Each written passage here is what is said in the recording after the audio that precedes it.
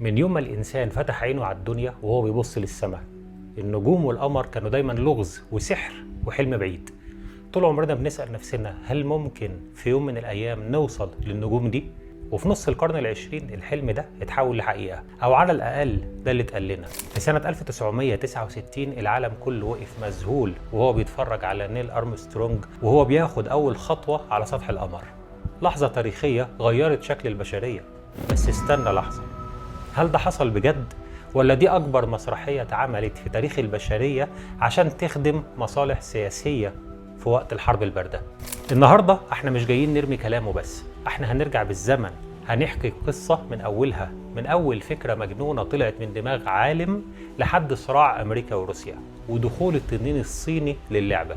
وهنحط الأدلة كلها على الترابيزة ونرد على كل نظريات المؤامرة بالمنطق والعقل والأدلة العلمية. ركز معايا عشان الرحلة دي هتكون طويلة وممتعة جدا.